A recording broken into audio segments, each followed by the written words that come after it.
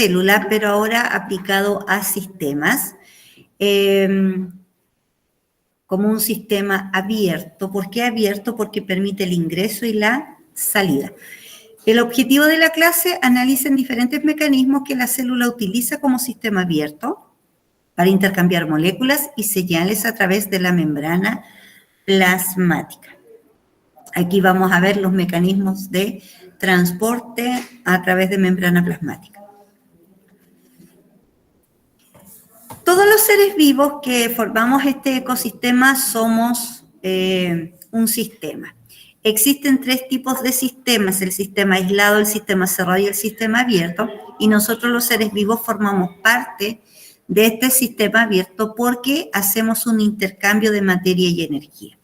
Es decir, los nutrientes que nosotros absorbemos es lo que ingresa y vamos a eliminar hacia el medio ambiente todo lo que es desecho y también va a ingresar energía y vamos a liberar calor. Por eso somos un sistema abierto, porque hay un intercambio, hay una salida y una entrada, ¿no es cierto?, de moléculas. En cambio, en el universo, que está formado por distintos elementos y organizados, ¿no es cierto?, de una manera en que puede interactuar entre sí, este universo también tiene que hacer un intercambio, pero hay algunas situaciones en que presentamos sistemas cerrados y en otros sistemas que son completamente aislados. Entonces, según el intercambio que realice, se clasifican esos 3, aislado, cerrado u abierto. Entonces, el sistema aislado es cuando uno dice esta persona se aísla, se aleja, ¿no es cierto?, y ahí está ajeno al resto. Entonces, este sistema aislado no intercambia ni materia ni energía, se mantiene con lo que tiene en su interior. Un ejemplo para poder entender el sistema aislado son los termos. El termo, ¿no es cierto?, tiene una estructura de doble envase para impedir que salga el calor del agua. Nosotros echamos agua caliente, lo sellamos bien y se puede mantener caliente porque es un sistema completamente aislado. En la naturaleza no existe algo que esté completamente aislado, porque incluso nuestro planeta va a liberar energía, va a recibir energía y va a liberar energía al cosmos. Por lo tanto, no es un sistema aislado. Tendrían que ser objetos los cuales trabajan con sistemas aislados. Y un sistema cerrado es el que no va a intercambiar materia, pero sí va a intercambiar energía. O sea, de los dos, materia y energía, por lo menos hace un intercambio. ¿Con quién hace el intercambio? Con la energía. Por ejemplo, ahí nos dicen las ampolletas. Cuando nosotros encendemos una ampolleta, a pesar de que yo veo que la ampolleta por dentro tiene el filamento, ese filamento se enciende, ese es el filamento que genera luz y calor, igual a través de su envase de vidrio, ¿no es cierto? Y cuando la ampolleta se mantiene encendida, va a intercambiar energía en forma de calor, pero no tiene materia. En cambio, el resto de los seres vivos, y si ustedes se dan cuenta acá, se aplica, ¿no es cierto?, a seres vivos y a ciertas situaciones. Los seres vivos, vegetal o animal, ingresa materia, esa materia la convertimos en energía y entra materia y eliminamos desechos de esta materia como CO2, vapor de agua, y liberamos esta energía que recibimos de los nutrientes en forma de calor. En cambio, los vegetales reciben la luz del sol, entra energía y también sale energía en forma de calor y obtiene nutrientes a través de compuestos mucho más simples comparado con nosotros y produce sus propios nutrientes y por lo tanto también está haciendo un intercambio de materia, porque va a tomar esta agua, va a tomar el CO2 y la va a convertir en glucosa y eso se lo va a entregar al sistema. Entonces, ahí hay un intercambio. Y en el caso de una fogata, ¿por qué se puede considerar sistema abierto? Yo para hacer una fogata, cuando vimos reacciones químicas, tengo que trabajar con un combustible y con un comburente. Este combustible es la materia. Este combustible puede ser leña, puede ser carbón, puede ser gas, puede ser querosene, ¿no es cierto? Pero yo le estoy dando materia. Ese carbón, ese gas, esa leña que la recibe como materia, va a eliminar y liberar hacia el sistema el CO2 y vapor de agua, de cada uno de ellos. Pero está intercambiando energía porque esta materia le está aportando energía y está liberando al ambiente energía en forma de calor. Por eso que una fogata o el tener algo encendido y que dé fuego se entiende como sistema abierto, porque necesita materia, y esta materia es un combustible. Necesita un comburente, que es el oxígeno, para poder transformar esta materia en CO2 y vapor de agua, y además energía. ¿Hay alguna consulta en relación a los tipos de sistemas? ¿Se entiende la diferencia entre uno y otro?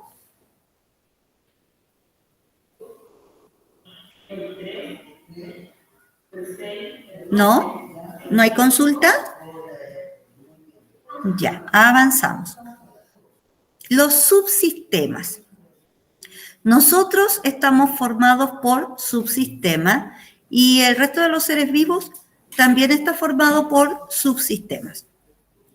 ¿Qué es un subsistema? El subsistema forma parte de un gran sistema. El ser humano sería el sistema que está formado por subsistemas. Y estos subsistemas hacen que funcione este sistema, ¿ya?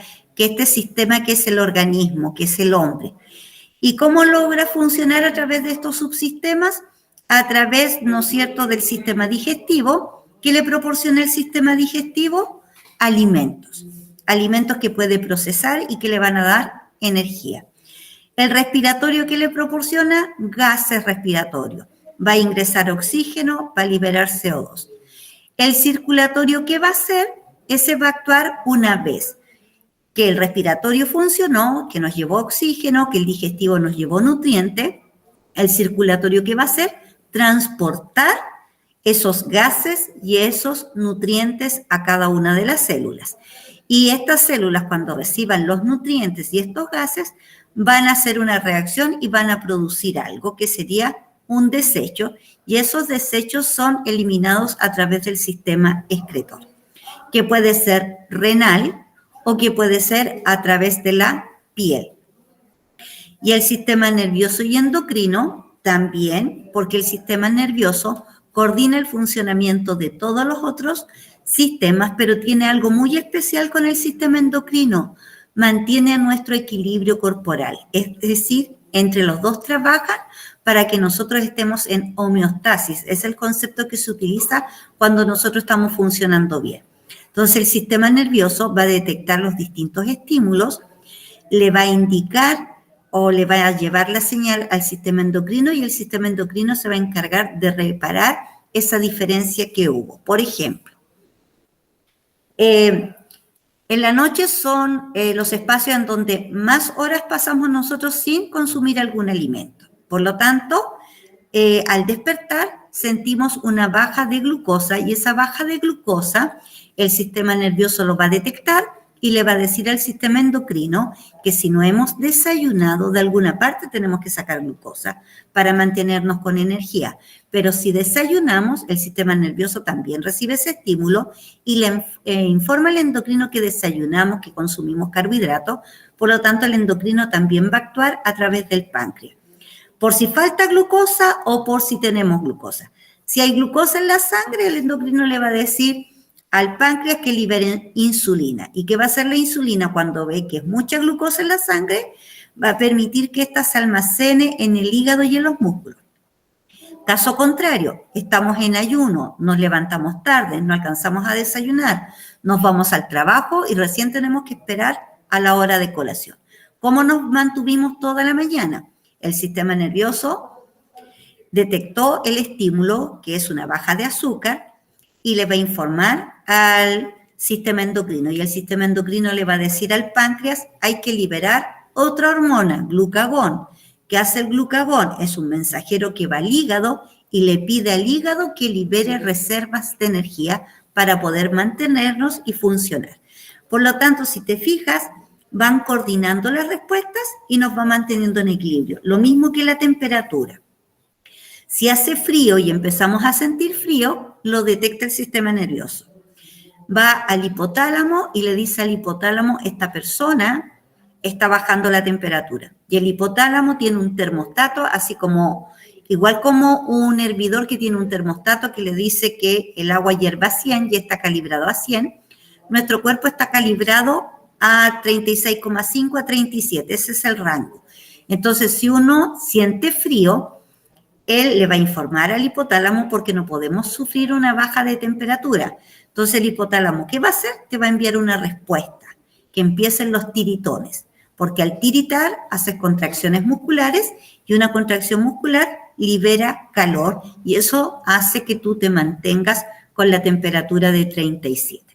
Y así ocurre con muchas situaciones, ¿no es cierto?, en el día a día, en donde el sistema nervioso y endocrino están funcionando para mantener esta homeostasis de líquidos corporales, de gases respiratorios, concentración de glucosa, de los distintos estímulos que esté percibiendo. Y también está otro subsistema muy importante que es el esqueleto y los músculos. Si tuviéramos solamente esqueleto, nuestros huesos andarían por cualquier lado. Felizmente están ligados a los músculos y gracias a los músculos, estos huesos que nos dan la resistencia y nos mantienen de pie, con ayuda de los músculos nos permite movernos. Y está el subsistema de reproducción. Este sistema es muy importante porque permite mantener a la especie. Todos los seres vivos se reproducen. ¿Y cuál es la finalidad de la reproducción? Perpetuar la especie y que esta especie no se extinga. Obviamente conocemos situaciones en que hay especies que se han extinguido, pero es a causa del hombre que se dedica a cazar, a destruir ambientes, y al destruir un ambiente perjudica a otros seres vivos. Entonces, si nosotros no actuáramos de esa manera y cuidáramos nuestro ecosistema, no habría el día de hoy ninguna especie en peligro de extinción, salvo aquellas especies que por consecuencias naturales, por algún desastre natural que es ajeno a nosotros, puede causar la muerte de muchas especies, ¿ya? Pero es ajeno a nosotros. Medio interno y homeostasis. Este científico, Claude Bernal, fue el primero en hablar de que nosotros teníamos un medio interno. Este medio interno, dice Claudio Bernal, que tiene distintos tipos de líquidos. Tenemos líquidos corporales que forman parte de la sangre, que forman parte de la linfa, el interior de la célula tiene líquido, el exterior de la célula que la baña es húmedo, también es líquido, y es el líquido intersticial. Y dice que esa cantidad de líquidos que está repartida en nuestro cuerpo de diferentes formas, cuando somos adultos forma parte del 60%. ¿Y por qué es bueno mantener un ambiente con líquido? Porque de esa manera nosotros protegemos los órganos y permitimos de que estos puedan funcionar bien, que puedan regular su temperatura, que puedan transportar sustancias, que puedan hacer reacciones químicas y que proteja y amortigüe caídas, golpes, así como también amortigüe la temperatura, porque somos homeotermos y homeotermos significa que podemos controlar la temperatura corporal, a diferencia de los reptiles que tienen que tomar sol, guardar ese calor, luego refugiarse, esconderse, para no perder todo ese calor que absorbió. Nosotros no, lo podemos regular a través de distintos mecanismos y reacciones que nosotros tenemos. Y ese es mantener nuestro medio interno interactuando con el medio ambiente y regulando todos los procesos que ocurren en mi cuerpo. Entonces, primero se le llamó medio interno y después se le acuñó el término homeostasis. Homeo significa mismo, éstasis, permanecer quieto, o sea, mantener el equilibrio con las concentraciones adecuadas. Sales, azúcar, agua, temperatura, todo lo que funciona en nuestro cuerpo.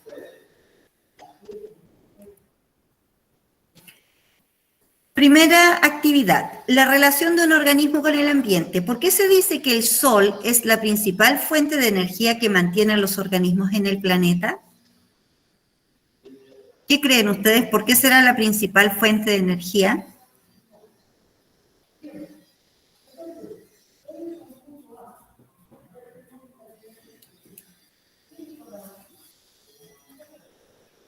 ¿A alguien se le ocurre?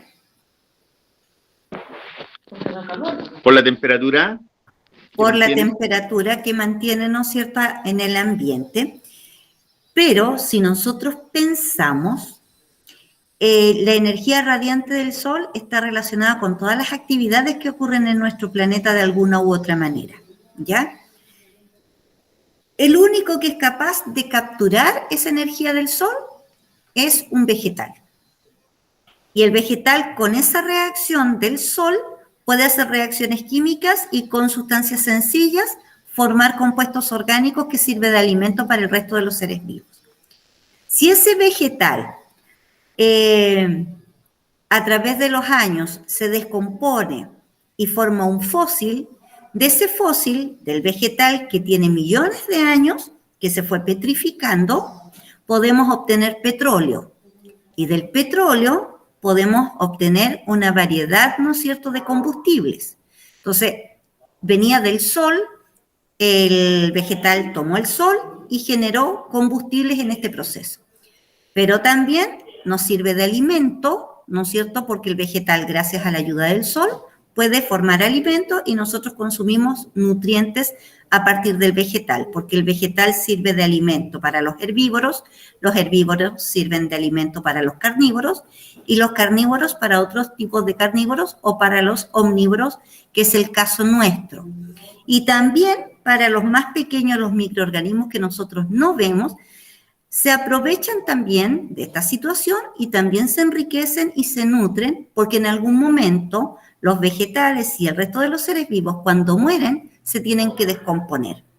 Y todo partió desde la energía radiante del Sol que tomó el vegetal. Ahora, la energía eléctrica, hoy en día sabemos que también puede partir desde el Sol y podemos hacer paneles solares, y estos paneles solares, los que hay acá en Quillota, que solamente es para calentar el agua, pero también hay paneles solares para poder generar energía eléctrica y está relacionada con el Sol. Y si nosotros empezamos a ver todo lo que funciona acá en nuestro espacio, a nuestro alrededor, en la comuna de Quillota, nos damos cuenta que siempre llegamos al Sol. Por eso que es la principal fuente de energía de donde derivan todas las otras fuentes de energía. ¿Se entiende?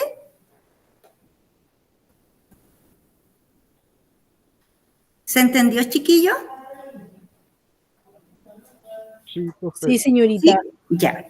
Número 2. ¿Qué ocurre con un ser vivo que deja de intercambiar materia y energía con el ambiente? Estamos hablando ahí, si intercambia materia y energía, un sistema abierto. ¿Qué pasa si dejamos de hacer ese intercambio? ¿Cuándo dejamos de hacer ese intercambio?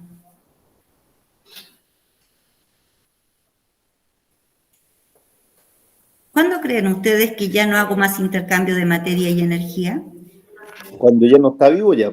Cuando ya no estamos vivos. O sea, ¿qué le ocurre a un ser vivo para dejar de intercambiar?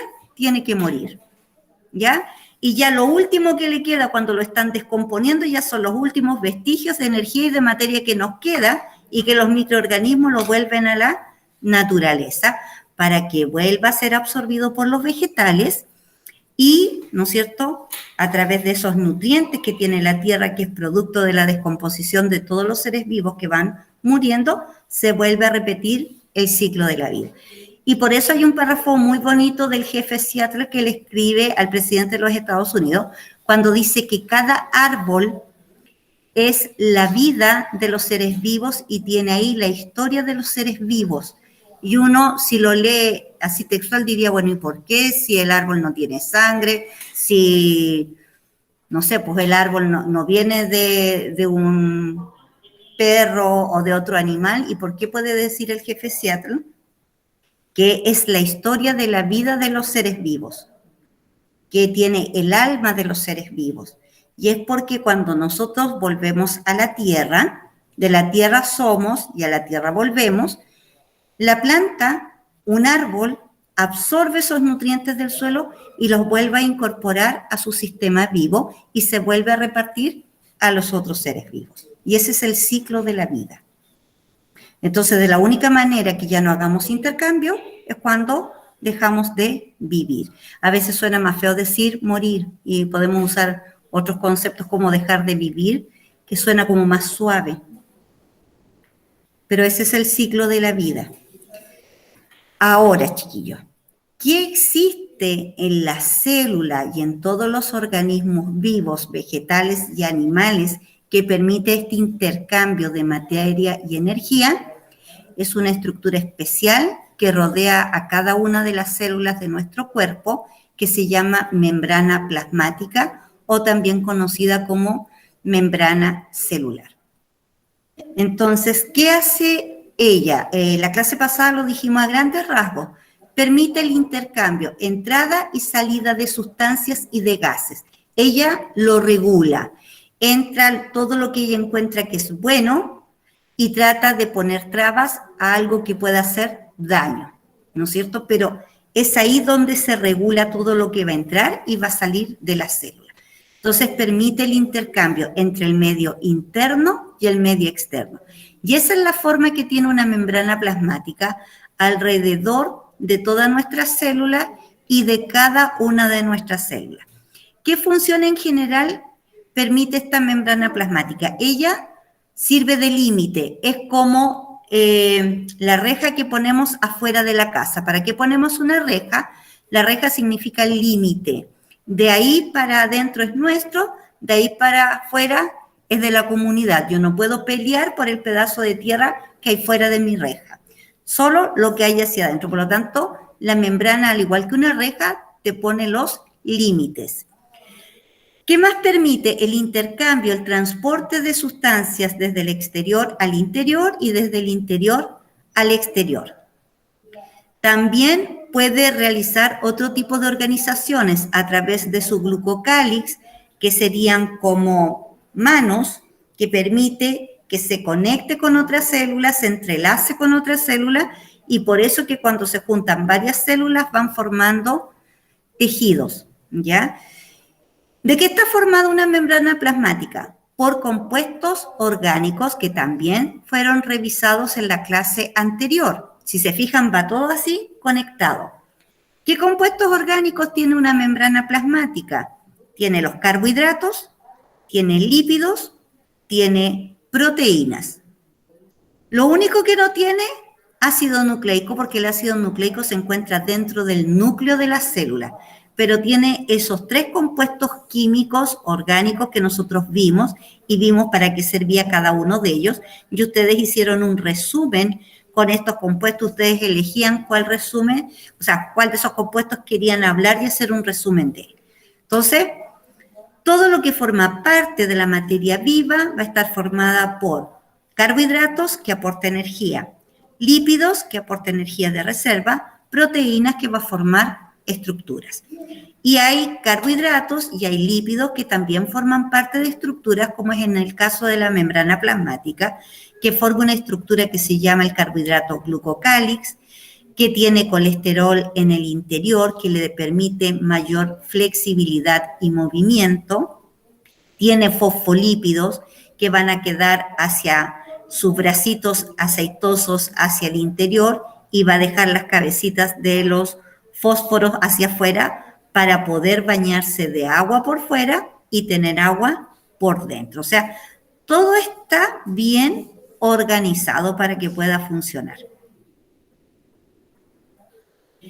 Este tipo de modelo, porque existieron muchos modelos de membrana plasmática, hasta que apareció en el año 1972, gracias a los científicos Singer y Nicholson, hablaron ellos del modelo del mosaico fluido.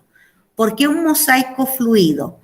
Porque este mosaico tiene distintas estructuras, distintos componentes y que mantienen la fluidez. Ellos, cuando explicaron este modelo del mosaico fluido, prepararon una gelatina. A esa gelatina, cuando a veces nosotros la preparamos con fruta y queda la fruta dentro, y hay algunas frutitas que salen, si ponemos más frutas que salen del borde de la gelatina.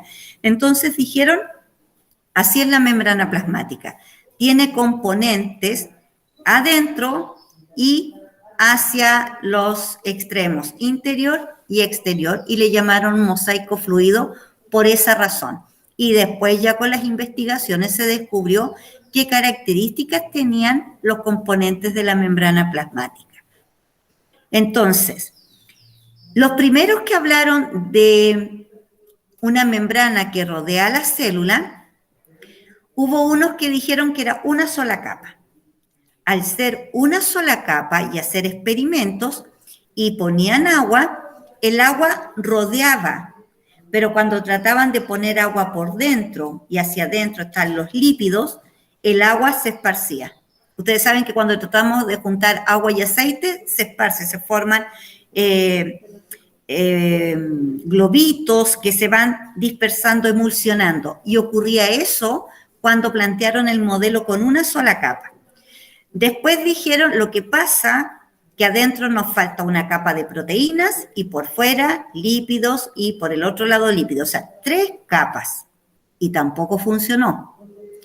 Y hasta que al final dijeron, si en el primer modelo, en donde por un lado aceptaba el agua, pero por el otro lado lo rechazaba, ¿qué pasa si ponemos los lados que rechazan el agua hacia adentro y lo que acepta hacia afuera de un lado, hacia adentro de la célula?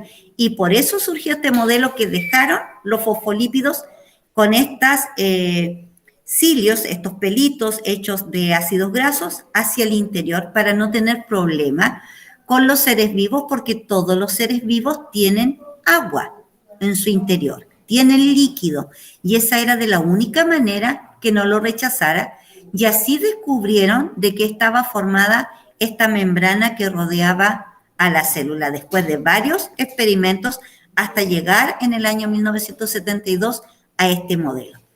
Antes de que Singer y Nicholson dijeran tiene carbohidratos, tiene glucolípidos, tiene proteínas, se hablaba solamente de membranas de fosfolípido por ambos lados.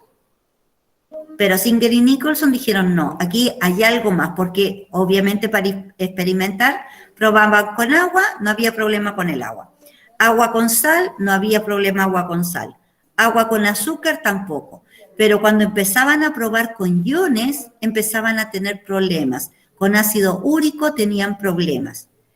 ¿Y por dónde puede pasar eso entonces? Dijeron, tiene que haber otras estructuras en la membrana que permiten el ingreso de esas otras sustancias. Y por eso se creó este modelo. Y haciendo pruebas en laboratorio, ¿no es cierto?, con distintas sustancias, hasta encontrar cómo funcionaba. Y así entendieron cómo funcionaba la membrana de la célula. Proceso de intercambio de la membrana plasmática. ¿Qué significa esto? Más que leer lo que está acá, vamos a explicar. Nosotros comemos alimentos.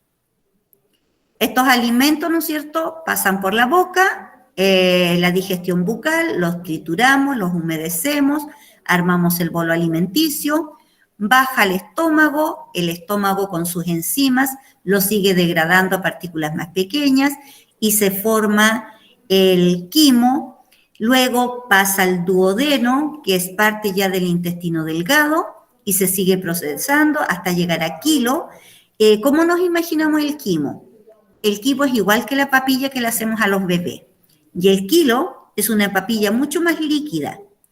Y después ya cuando pasa a los otros 2 tramos del intestino delgado, al yeyuno y al ilion, se descubrió que todos estos nutrientes que procesamos en el sistema digestivo empiezan a atravesar las paredes de este intestino delgado y se dieron cuenta que habían unas cositas con forma de dedos y que a través de esos dedos ingresaban. Y ahí se dieron cuenta que habían vasos sanguíneos.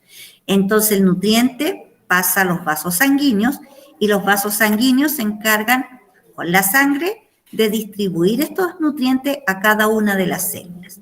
Pero cuando llega a cada una de las células, se encuentra con la membrana plasmática y la membrana plasmática es como que arma filas. Ya, esto es agua en esta fila. Esto es glucosa, va por este lado. Este es ácido graso por este lado. Lo organiza y empiezan a ingresar al interior de la célula para ser procesados y que nos generen, ¿no es cierto?, energía. Y obviamente calor, que es la que nosotros eliminamos del cuerpo y que sale de nuestro cuerpo, que es la energía de calor. Y la energía que queda dentro se llama ATP, con la que yo puedo hacer todas las funciones vitales que yo realizo y todas las otras funciones que realiza mi cuerpo. Entonces, es todo ese proceso y de esa manera yo voy integrando el sistema, el subsistema, hasta llegar al interior de la célula. E incluso podríamos seguir hablando de lo que ya dijimos en la clase pasada, que son los organelos citoplasmáticos, viene la mitocondria, recibe estos nutrientes y los transforma en energía. Y así llegan al interior, hacen todo ese proceso. Es decir, cuando nosotros nos alimentamos, no es llegar que comemos, masticamos, tragamos. Viene todo un proceso que uno desconoce hacia el interior para poder llegar a tu célula y que existe una membrana que va seleccionando qué es lo que debe ingresar, por dónde va a ingresar y cuando ya la mitocondria procesa estos alimentos, estos nutrientes para transformarlo en energía, también después hace que salgan por la membrana plasmática, otra vez se vayan al torrente sanguíneo, del torrente sanguíneo, si es CO2, se vaya a las vías respiratorias y de ahí se vaya al exterior. Y todo eso ocurre durante todo el día. Estemos comiendo o no, porque si no estamos comiendo tenemos reservas y hacemos uso de esas reservas hasta que vemos que hay una baja de azúcar. ¿Y cómo entendemos la baja de azúcar? Empezamos a sentir hambre. Ahora, ¿qué se descubrió? Este mecanismo que yo le explicaba, que llega hasta la célula, tiene dos formas de transportarse, de manera pasiva y de manera activa. ¿Cuál es la diferencia entre el pasivo y activo? El pasivo no gasta energía, en cambio el activo sí necesita gastar energía para que pueda ocurrir. ¿Vamos bien hasta ahí?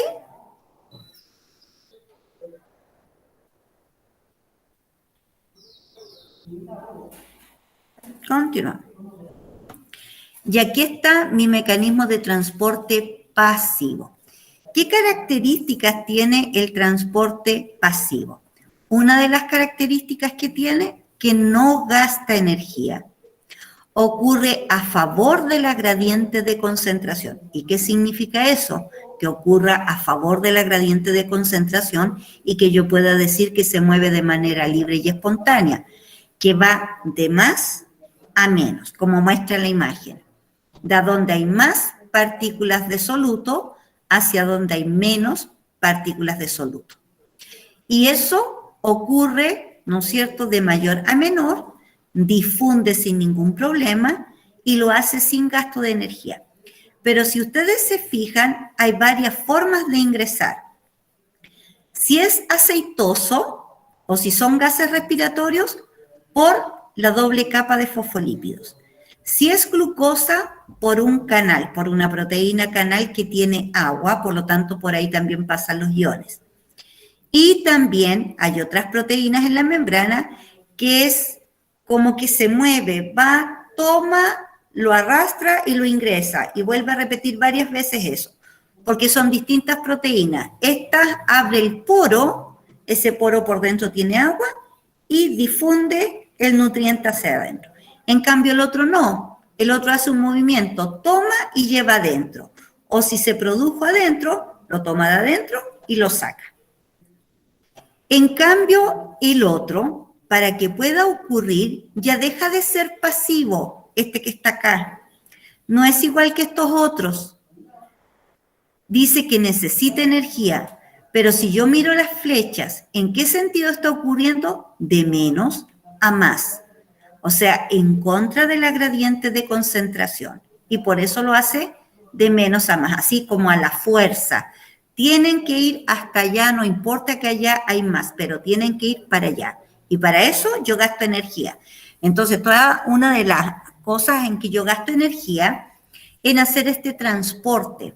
Gasto energía en el sistema nervioso, gasto energía en los músculos, gasto energía en pensar, pero también se gasta energía cuando traslado partículas en contra de la gradiente. Hay dos tipos de transporte, pasivo-activo, que tiene que ver con si usa energía o no usa energía, pero también hay otro, difusión y osmosis. ¿Cuál es la diferencia? Difusión se refiere a solutos, a cosas sólidas, y osmosis se refiere a agua. Entonces, también si yo tomo agua, también el agua tiene que llegar adentro de la célula y también tiene que pasar por algún lugar. Y ahí pasa por unos poros que tiene la membrana que se llaman aguas porinas. Porque ustedes saben que la capa de fosfolípido va a impedir que el agua entre, va a poder pasar por el fosfolípido. Pero ¿qué va a pasar cuando tenga que atravesar estas tiritas que son puro lípido? No lo va a dejar pasar. Por lo tanto, tiene que ingresar por unas proteínas que tienen poros y por ahí va a entrar el agua sin ningún problema y va a salir el agua sin ningún problema.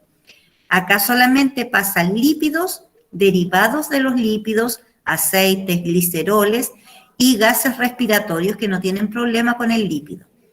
Acá glucosa, iones, acá se llama de transporte o cotransporte, pasa uno y arrastra al otro, en cambio este no, en contra de la gradiente, como es el caso de la bomba de sodio y potasio en el sistema nervioso.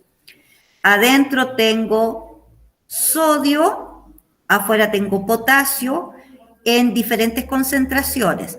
Entonces, si tengo sodio aquí y quiero sacar sodio afuera, pero afuera ya tengo mucho sodio, tengo que usar energía para sacarlo en contra de la gradiente y ubicarlo hacia afuera. Y el potasio, que hay en ambos lados, pero adentro hay más, va a ocurrir lo mismo, de menos a más, y también va a usar energía. Estas proteínas que gastan energía se llaman bombas, transporte activo por bombas, porque gastan energía.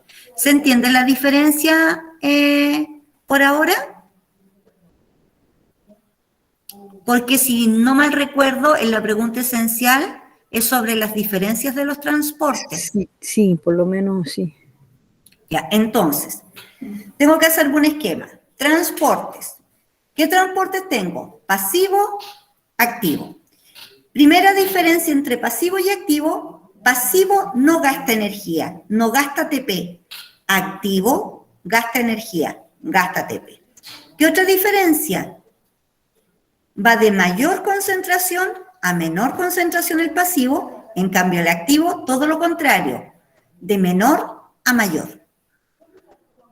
Entonces ahí yo ya tengo dos diferencias. ¿Qué otras diferencias puedo encontrar en el transporte pasivo? ¿Cuáles son los tipos de transporte pasivo? En el transporte pasivo tengo tres tipos: difusión simple, difusión facilitada y difusión por canal. En cambio, en el otro, bomba de sodio y potasio. Porque la bomba es la que va a tomar y va a sacar a la fuerza hacia el lado donde hay más. Y también gasta energía otro proceso que vamos a ver más adelante, en donde, ¿se acuerdan cuando yo les decía que hay unas células que funcionan como Pac-Man, que se deforman para atrapar, ingresarlo? También lo hace mi membrana plasmática, pero para hacer esa deformación, ese cambio en su forma, también usa energía. Entonces, ahí están separados los transportes activos y pasivos con algunas de sus diferencias. Difusión. Entender por difusión, lo primero, la difusión, transporte de solutos. Solo solutos, no va el agua aquí incluida. Entonces, cada vez que me digan cuál es la diferencia entre difusión y osmosis, difusión es soluto, osmosis es agua. Entonces, la difusión, ¿por dónde puede ocurrir? Puede ocurrir por la doble capa de lípidos, que son esos fosfolípidos, y puede ocurrir a través de las proteínas canales y de las proteínas transportadoras, o también conocidas como carriers, que son esas que se modifican, toman, entran y pasan al otro lado. pero tiene nombres distintos, porque no en todos yo digo, o sea, en todos es difusión, pero no puedo decir es el mismo tipo de difusión, son difusiones distintas. Entonces, a la más sencilla y que llegue y pasa, por ejemplo, alineo mi ensalada y le pongo aceite, cuando yo consumo esa ensalada aliñada y con aceite, va a estar el sodio, va a estar el aceite. ¿Qué va a hacer la membrana? Ya todo lo que es aceite va a pasar por difusión simple porque no tiene problema con la estructura de los fosfolípidos. Todo lo que sea sodio que viene de la sal, el cloro y el sodio son iones porque se mezclaron con agua, se disolvieron y formaron iones. Estos van a pasar por los canales. Y estos otros, supongamos que tengo ya otras sustancias más, ya digo, estas otras tengo que necesitar ayuda, por lo tanto, va a funcionar la difusión facilitada. Me va a facilitar el transporte. Y ahí tengo los diferentes tipos de difusión. Simple, llega y pasa sin ningún problema porque tiene las mismas características de la capa de fosfolípido. En cambio, la otra no pueden pasar por ahí y se facilita su paso a través de proteínas. Una se llama proteína canal y la otra se llama proteína transportadora o carriers. ¿Por qué se le llamó transportadora? Porque es lo mismo cuando uno toma un transporte. Me subo al transporte, me traslada, me lleva y me deja. Esta proteína hace lo mismo. Entra el soluto, lo traslada y lo deja. Dime. ¿Edward tiene alguna duda? Edward, levantaste la mano. ¿Tienes alguna consulta? No, fue un error. ¿No? Ya. Listo. No, ningún problema. Señorita, yo Dígame. en mi internet o porque se le escucha como que se queda pegada, parece que es mi internet.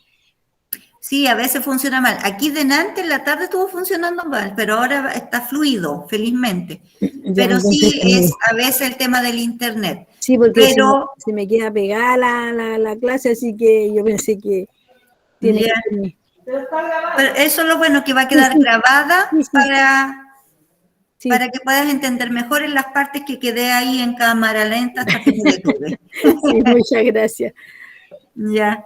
Pero cualquier cosa, si justo se detuvo y no entendiste algo, es más fácil que me lo preguntes y ahí yo te lo puedo explicar igual, no hay ningún problema. No. Ya. Ahora tenemos paso de agua, osmosis. Entonces, ¿qué hace la osmosis? Al igual que la difusión, que no gasta energía, va a ir de a donde hay más agua a donde hay menos agua. Siempre, de más a menos. Pero consulta, nosotros que estuvimos estudiando soluciones, ¿el agua siempre pasa pura o arrastramos minerales? ¿Se arrastra minerales? Arrastra minerales, sí o sí, porque es una característica de la molécula de agua por ser polar, por tener polo positivo y negativo. Adhiere a otra sustancia y las lleva con él. Por lo tanto, no existe el caso, solo para explicarlo, yo te digo, es el movimiento de agua desde donde hay más hacia donde hay menos. Pero yo sé que en la realidad, en la naturaleza y en nuestro caso, el agua forma soluciones. Por lo tanto, ¿qué se mueven? Soluciones. Soluciones desde a donde están menos concentradas a donde están más concentradas. Entonces va agua con soluciones. ¿Y por qué de menos concentrada a más concentrada y fluye bien? Porque de menos concentrada, ¿qué significa? Si yo digo, esta solución es menos concentrada. Te pongo el ejemplo. Tengo 2 vasos del mismo tamaño, le pongo agua casi 2 dedos bajo del final del vaso, le agrego agua. A este le voy a agregar jugo en polvo, pero poquitito. En cambio, a este otro le voy a agregar mucho. ¿Qué diferencia hay entre la menos concentrada y la más concentrada? Que la más concentrada es como más espesa. Es más espesa. Y la menos concentrada, no, nosotros se ve más diluida.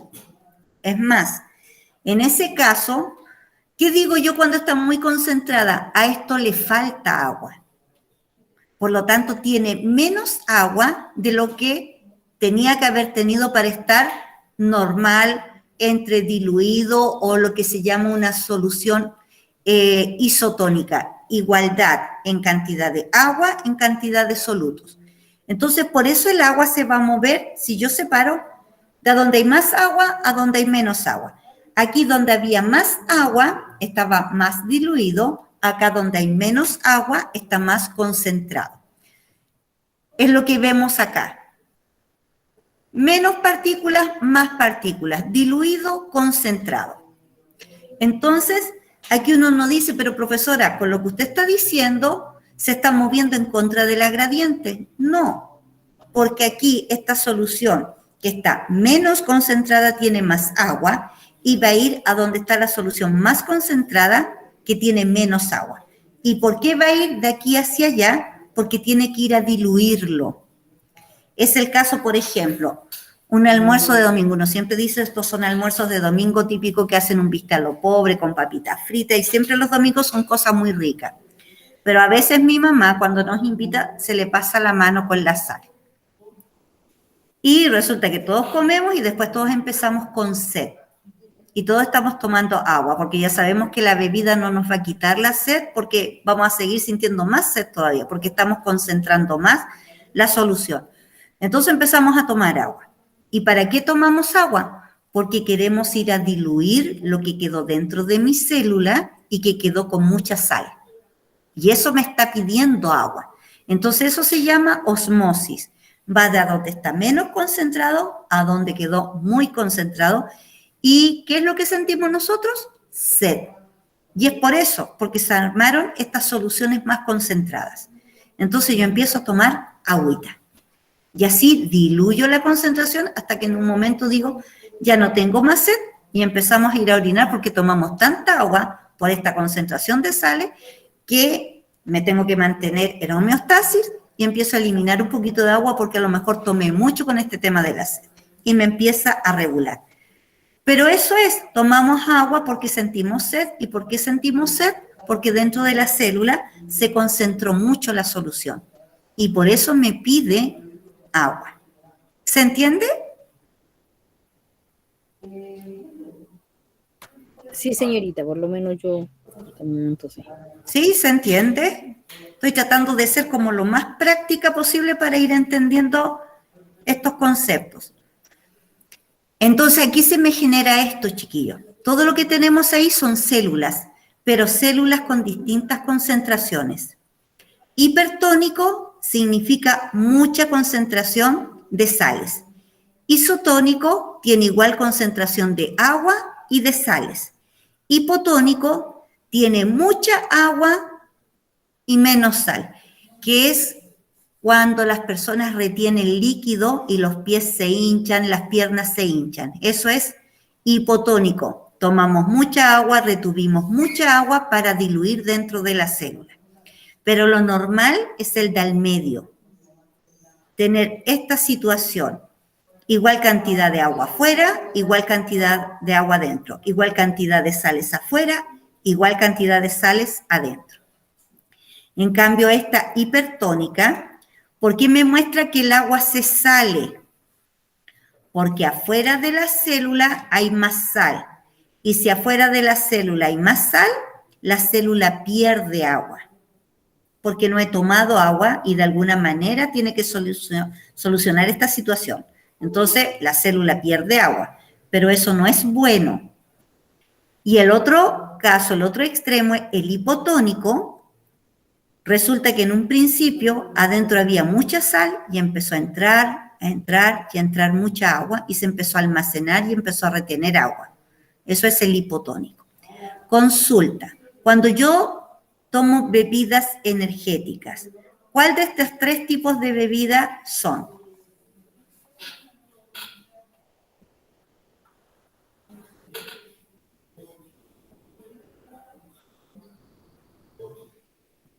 Las bebidas que toman los deportistas. ¿Ah? No alcancé a escuchar la palabra. No te puedo Isotónico. creer que se me acabó la verdad. Igual, isotónico, porque si tomo bebidas hipotónicas, mis células se van a hinchar. Si tomo bebidas hipertónicas, voy a seguir con sed. Por lo tanto, las bebidas tienen que ser isotónicas y esas toman los deportistas. Y cuando me ponen suero, también tiene que ser isotónico, igual. Voy a ir rápidamente, chiquillos, no se me vayan. Me entusiasmo, yo ese es el problema, usted díganme la hora, chiquillos. Bien fácil. Diferencia, transporte pasivo, transporte activo. ¿Cómo defino transporte pasivo? ¿Cómo defino transporte activo? Y tiene que ver, ¿no es cierto?, con lo que yo dije al principio. El transporte pasivo se caracteriza por, el activo se caracteriza por. ¿Cuáles son las diferencias que también se las nombré cuando hice estos gestos?